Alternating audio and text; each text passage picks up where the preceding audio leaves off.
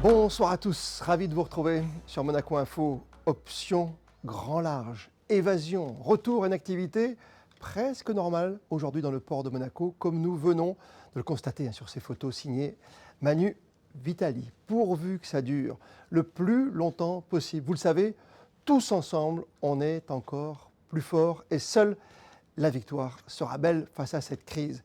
Et puis chaque jour, son image, sa vidéo de la vie d'après, que ce soit pour la nature comme pour nos enfants qui retrouvent petit à petit, peu à peu, leur espace. Regardez ces images en provenance de vos réseaux, en provenance du réseau Malitia.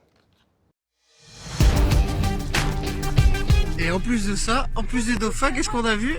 Et la turtle, en face de Monaco. Bonjour mère tortue.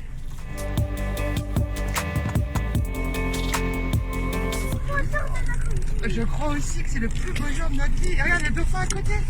Le dauphin à côté, la tortue, elle est énorme.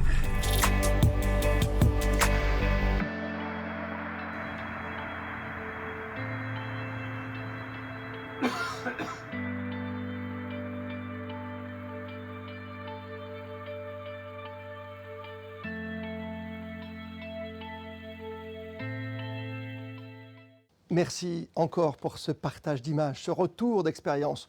On compte sur vous. Ce journal, sur Monaco Info, c'est votre émission, c'est votre rendez-vous. Alors, continuez à nous donner de vos nouvelles, à nous envoyer toutes vos vidéos. Racontez-nous ces premières heures, ces premiers jours de déconfinement, votre retour au travail, votre plaisir, pourquoi pas de retrouver aussi tous vos commerces et vos commerçants préférés, comme par exemple ceux du marché de la Condamine, tout près de nous, place d'Armes, où nous irons justement dans 10 minutes maintenant prendre la température du marché. N'hésitez pas à nous faire part également de vos envies. Racontez-nous vos histoires, vos initiatives, vos dernières recettes par exemple, façon Top Chef, ratée ou réussie. Allez-y, vos messages sur le réseau Malitia. Vous le savez, il est à votre entière disposition. Plus que jamais, vous êtes bien sur Monaco Info. Et dans votre journal ce soir, plusieurs invités. Le premier sera tout à l'heure le président du Conseil national, Stéphane Valéry. On va faire le point avec lui notamment sur le télétravail et ce texte de loi qui a été voté ce mardi soir au Conseil national sur ce métier qui est maintenant différent mais qui va donc être obligatoire. On en reparle dans 5 minutes. On va également évoquer la reprise des contrôles en mer, la gestion de la crise sanitaire également au centre de votre intérêt, au centre de vos intérêts, avec IM2S, le centre de soins, et la présidente déléguée de l'Institut médical, Céline Caron, sera notre invitée dans quelques instants. Mais sans plus tarder, avec vous, Sandrine Nègre, votre point info du jour. Bonsoir à vous, Sandrine. Bonsoir Christophe, bonsoir à tous. La SACEM a mis en place des mesures spécifiques d'accompagnement pour soutenir les compositeurs, auteurs et éditeurs dans cette période difficile. Plusieurs exemples, un fonds de secours destiné aux personnes connaissant des situations de détresse, des avances exceptionnelles de droits d'auteur, un renforcement du programme d'éditeurs. Pour les porteurs de projets, les aides attribuées aux spectacles annulés seront maintenues dans la mesure du possible. Pour les partenaires, les diffuseurs de musique, et ils sont nombreux, mesures générales relatives aux notifications de droits d'auteur, suspension de toute facturation et suspension des prélèvements automatisés sur compte bancaire. Important, Sandrine, également de s'arrêter un instant sur cette période troublée, sur cette fameuse ambiance et surtout toujours conserver dans la tête, dans l'esprit, les bons gestes. Oui, il s'agit déjà d'un souvenir. Rappelez-vous, pendant la période de confinement, aucun bruit de voiture dans les rues, le doux son des oiseaux aux fenêtres, un silence très appréciable et bien plusieurs défenseurs de l'environnement multiplient les messages pour justement inviter le maximum de personnes à ne pas oublier les bonnes pratiques qui peuvent permettre d'aider la planète et par là même nous qui l'habitons.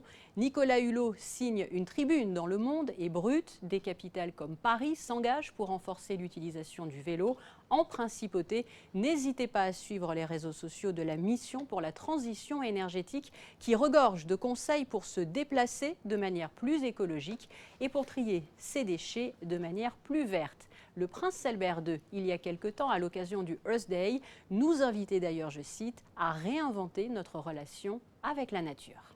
À tout à l'heure, Sandrine. Merci à vous pour les infos pratiques. Et puis, info d'importance, info de dernière minute.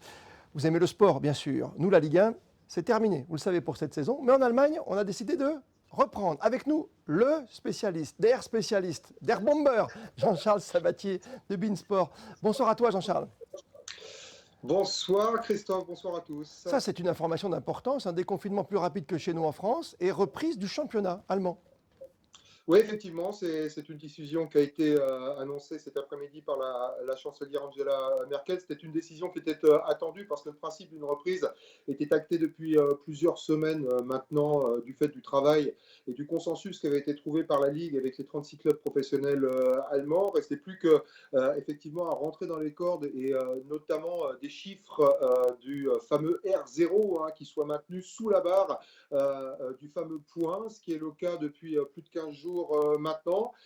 C'était une décision qui a été dure à prendre. Il faut savoir que sa conférence de presse a débuté avec plus de 2 heures de retard, Angela Merkel, parce qu'il n'y a pas eu de consensus et que c'est un débat qui soulève pas mal de passion dans la société allemande, avec bien évidemment des pour, des contre, mais on a décidé finalement de se lancer un petit peu à l'image de ce déconfinement qui va plus vite que prévu en Allemagne, mais bon, c'est un vrai soulagement pour les amoureux du foot que de retrouver la Bundesliga dans une semaine ou alors dans 15 jours au maximum. Mais précision d'importance, Jean-Charles Sabatier, on joue avec du public ou on joue à huis clos?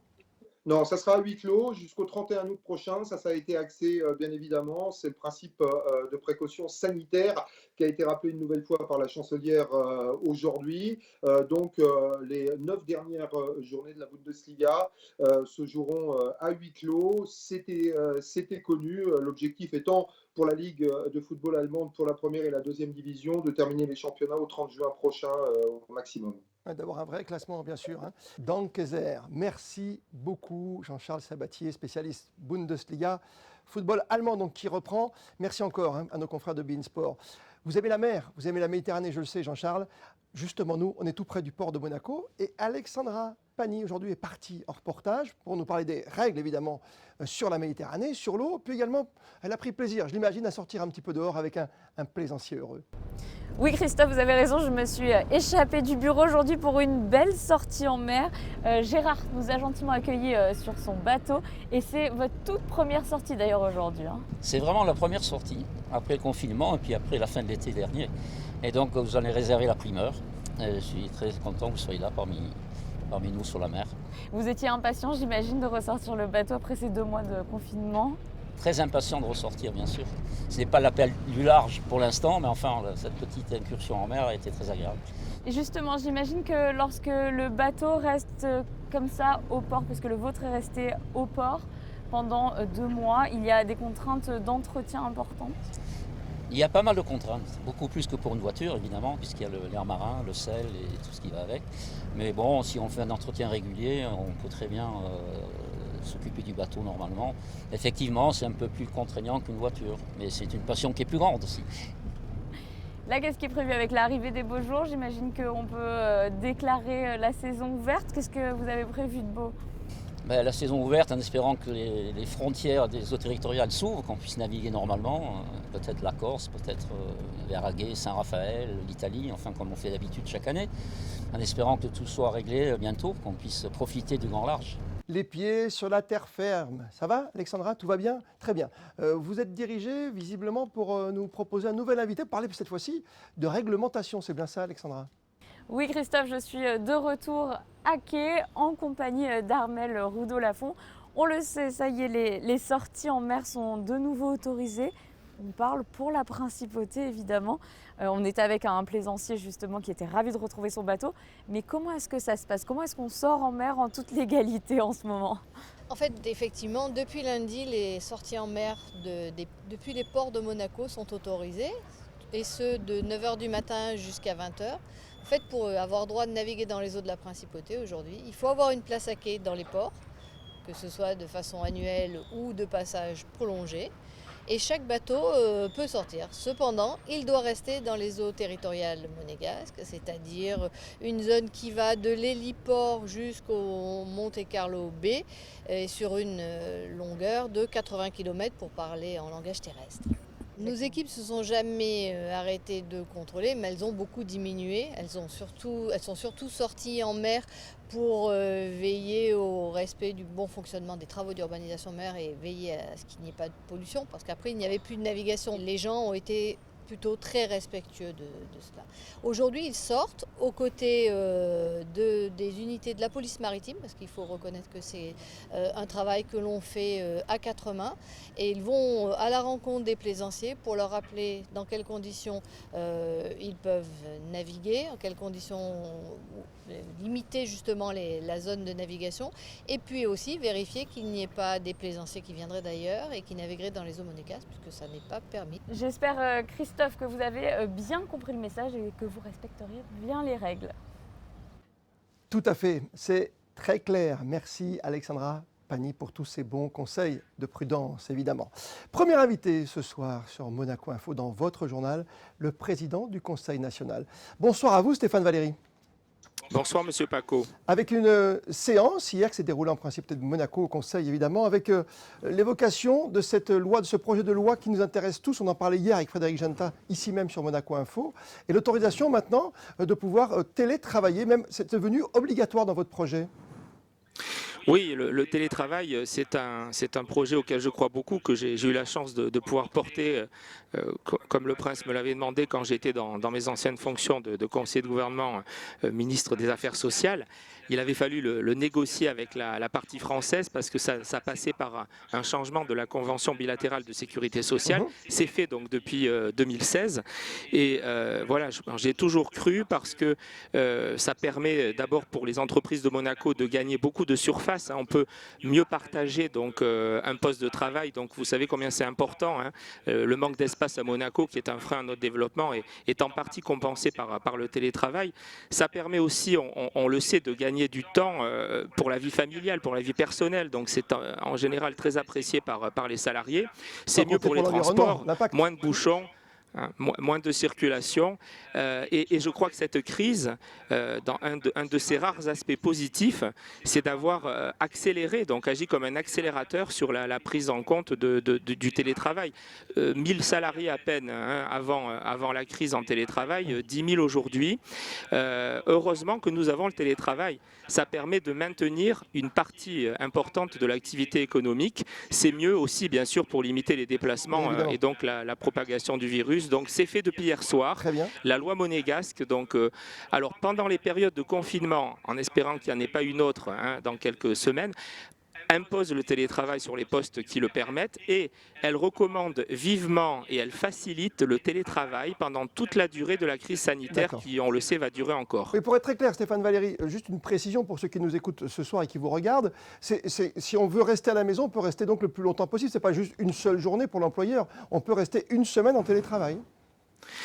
Absolument. Pendant la crise, donc le télétravail est facilité. La loi a été donc assouplie.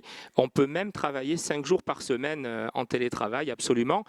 On peut aussi, maintenant que le confinement a été levé en principauté, le salarié peut aussi avoir envie de revenir au bureau, ou l'employeur peut aussi proposer un retour partiel ou total. Cela doit se discuter, mais nous encourageons vivement les employeurs et les salariés, autant que possible, et tant que cette crise sanitaire durera, à maintenir le télétravail, qui est quand même la meilleure parade pour ne pas contribuer à propager le virus. Ça, c'est très clair. En plus, le télétravail, finalement, si on l'accepte aujourd'hui, peut-être c'est une façon de se réaliser, peut-être qu'on peut travailler, je ne sais pas, moi, sur un modèle d'excellence à partir de la maison.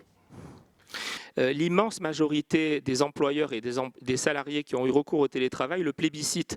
En général, la performance, le rendement au travail est plutôt meilleur en télétravail.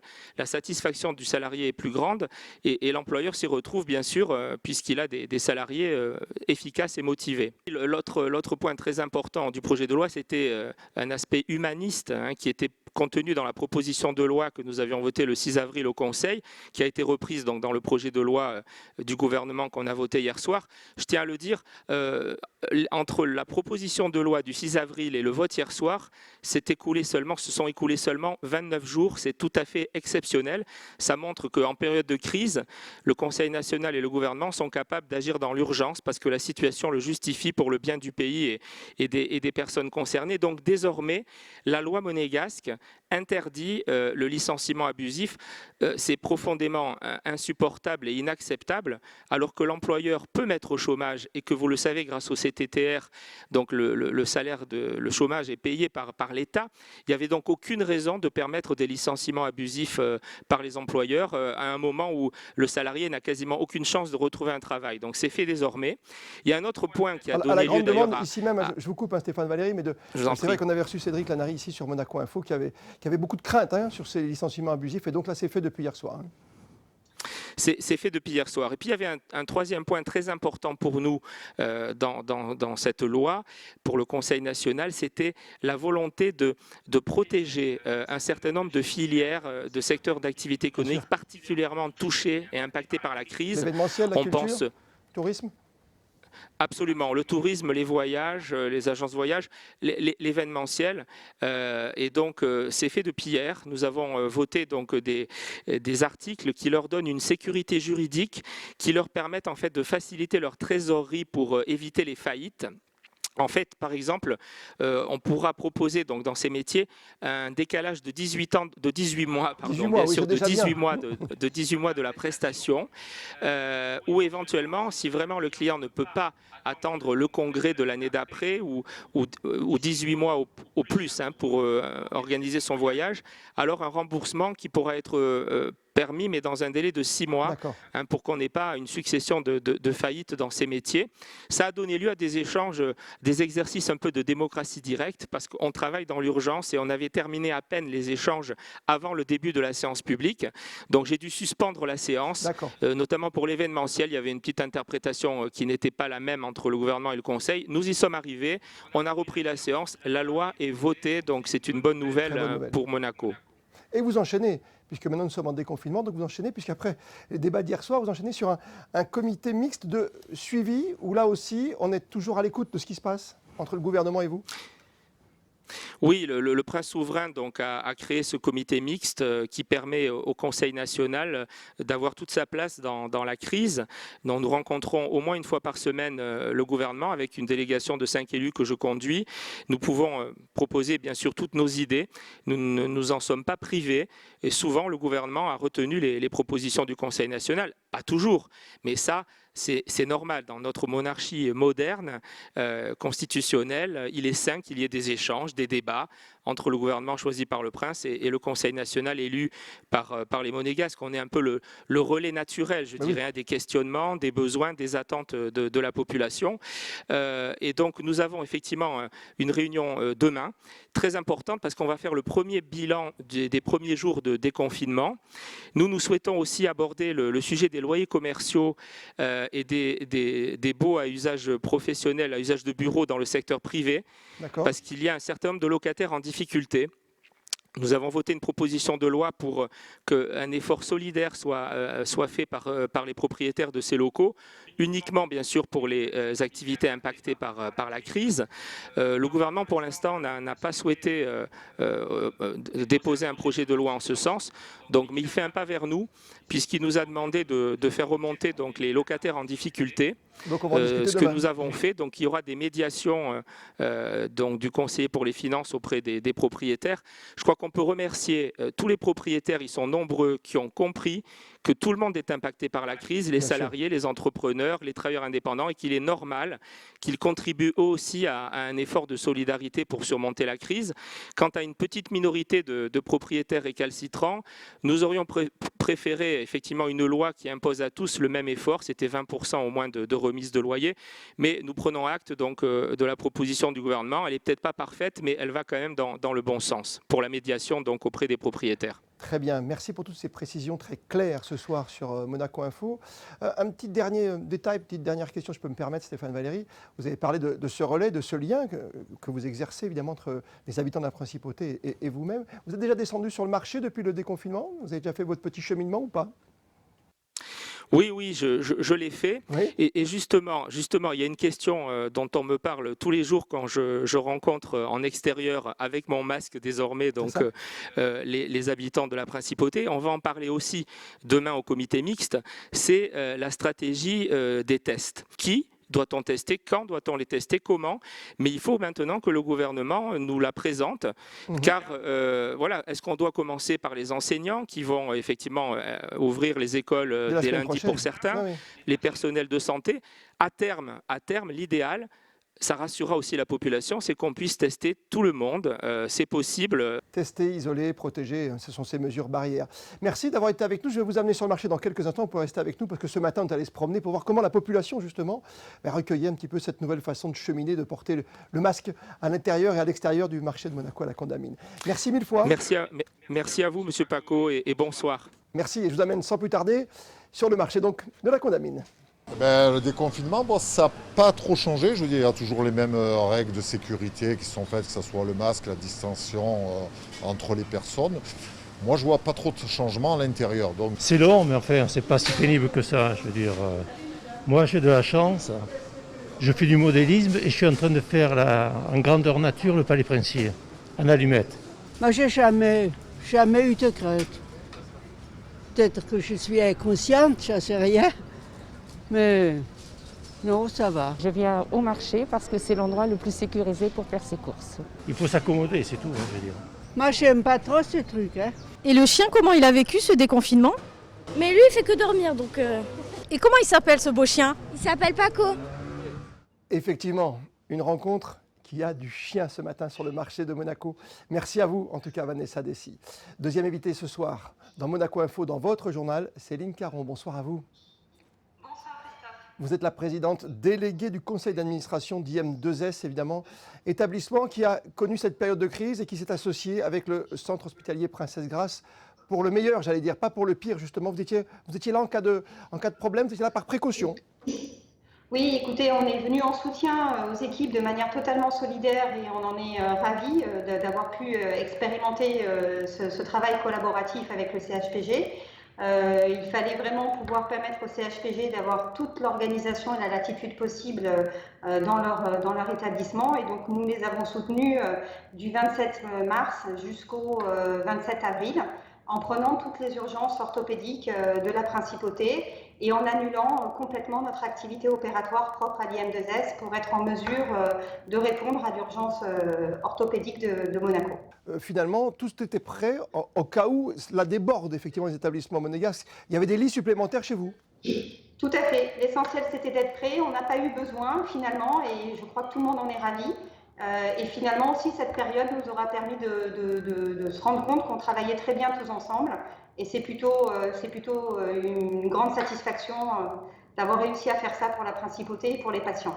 Céline Caron, c'est une période charnière aujourd'hui parce qu'on vient de parler de l'avant. Là, on est dans le présent, on n'est même pas dans l'après, mais ça veut dire qu'il y a une précipitation aujourd'hui. Est-ce que les gens se sont bousculés pour venir se faire opérer, par exemple, aujourd'hui? Alors aujourd'hui, on a réouvert notre plateau de consultation et nos plannings opératoires depuis le 27 avril.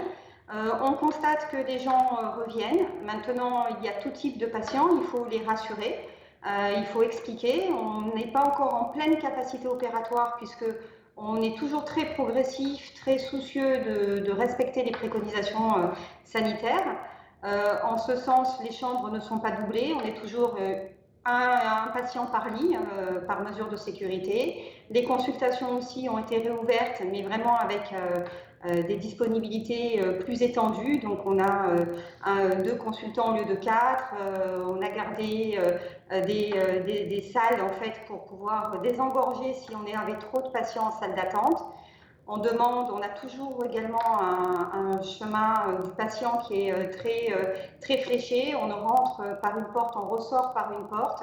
Donc ça demande un process et du personnel de suivi de chaque patient dans l'institut. Ça veut dire qu'il y a un cheminement. Il y a un cheminement, Céline.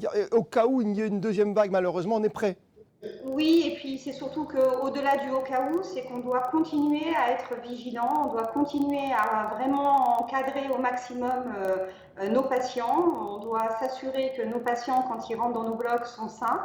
Donc on est en train de mettre en place des protocoles de suivi pour s'assurer de n'avoir aucune contamination. Et en notre sein, tous nos personnels ont été testés sérologiquement et également tous les chirurgiens et les médecins. pour nous assurer aussi que quand les patients viennent nous voir, ils soient rassurés sur le côté sain de l'établissement. Et parce que vous l'avez remarqué, il y a de la réticence, il y a certaines craintes. Parce que comme vous avez été partenaire, j'allais dire, du centre hospitalier Princesse Grace, tout le monde pense, identifie Covid, unité de Covid, unité de soins. Vous l'avez ressenti vous aussi dans... Est-ce que les gens espacent, est-ce que les gens repoussent ou annulent même des interventions? Pour le coup, nous, on a eu un petit peu de chance, c'est qu'on était considérés comme l'établissement de backup et nous n'avions pas d'unité Covid. Donc on est dans l'esprit des gens, un établissement propre, et on le sent parce qu'il y a moins de réticence à venir chez nous. Et on voit bien que la file active se réactive quand même rapidement. Donc de ce point de vue-là, on est un petit peu privilégié et tant mieux que les patients puissent à certains moments se remettre en contact avec les filières hospitalières pour lever un petit peu le côté anxiogène. Et au-delà de l'hôpital, vous avez senti une solidarité avec tous les corps de métier au niveau médical, bien sûr, dans toute la principauté pendant cette période? Oui, tout à fait. On a vraiment une grande solidarité et on essaye également de soutenir pour nous reprogrammer le plateau. C'était aussi une mesure de solidarité sur nos praticiens qui sont des praticiens libéraux.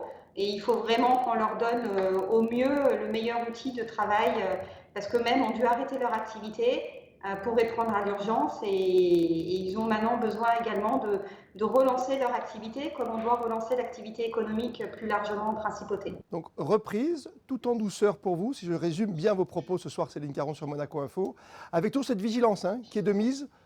Oui, on a les distanciations, on a le parcours de suivi, on a encore tous les gestes, on porte encore le masque quand on rentre à l'IM2S. On est équipé, on nous prend la température, on a le gel hydroalcoolique et on est vraiment suivi pas à pas avec de la distanciation obligatoire, effectivement. Pour l'instant, c'est pas levé et ça va rester encore un petit moment. Mais c'était vraiment important ce soir de vous avoir et faire ce point sanitaire ce soir et voir que l'activité reprend. Merci à vous. Restez avec nous, Céline, puisque arrive maintenant sur Monaco Info le point pratique du jour avec Sandrine Aigle, le retour. Avis à ceux qui souhaitent obtenir un appartement domanial. Comment faire? Eh bien, les demandes d'attribution de logement pour les monégasques font l'objet d'un nouvel appel à candidature. Commission 2020 Picapera, près de l'avenue de l'Annonciade.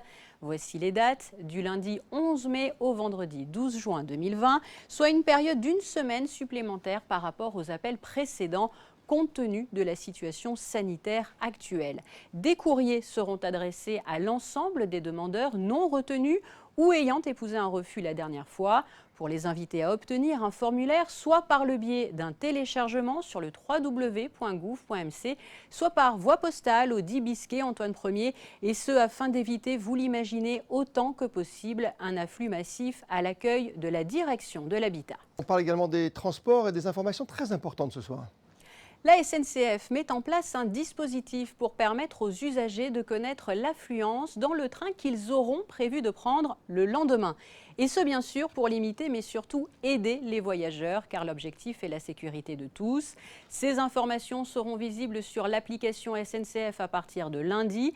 L'idée est d'inciter l'usager, s'il le peut, à prendre plus tôt ou plus tard un train moins chargé. Le ministère de l'Intérieur français vient de mettre en circulation une nouvelle attestation dérogatoire de déplacement afin de renforcer la lutte contre la diffusion Covid-19. Attestation nécessaire pour tous les passagers qui doivent prendre un vol international pour des raisons professionnelles, par exemple. Il faut impérativement être en possession de cette attestation avant d'embarquer, car les autorités en charge des contrôles aux frontières la demanderont. Vous pouvez la télécharger en vous rendant sur le site www.intérieur.gouv.fr. Et puis on vient d'en parler avec Stéphane Valéry, le président du Conseil national. Le monde de la culture très touché à Monaco comme en France où il y a un plan de sauvetage qui a été mis en place, Sandrine. Et Priscilla, folle du désert, annule justement sa tournée en France et à Monaco. La comédie musicale ne pourra donc pas être proposée au Grimaldi Forum en juin, comme annoncé dans son agenda. En attendant de voir la comédie, je vous propose peut-être, Christophe, de voir ou revoir le film sur le sujet qui était sorti dans les années 90. Très clair, on s'en souvient très très bien. La météo pour ces prochaines heures, Sandrine. Forte présence nuageuse encore jeudi. Ce 7 mai sera dominé par un ciel bien voilé, température comprise entre 14 et 18 degrés. Au cours de cette journée couverte, les giselles seront à l'honneur. 2 horaires à retenir, 6h14, lever du soleil s'il est visible, et 20h40 pour son coucher. Merci beaucoup Sandrine et merci à toutes les équipes de Monaco Info qui chaque soir, vous le savez, font leur maximum pour vous tenir informés, ce depuis le début de cette crise sans précédent. Et comme le veut la tradition, on va retrouver sans plus tarder le meilleur des réseaux sociaux, un tour d'horizon mondial bien sûr, all over the world. Demain, vous retrouvez Émilie Rousseau dès 19h. Pour ma part, je serai là lundi, 19h aussi. Masita, no vea mi amor aquí en la piscina tomándome un cóctel.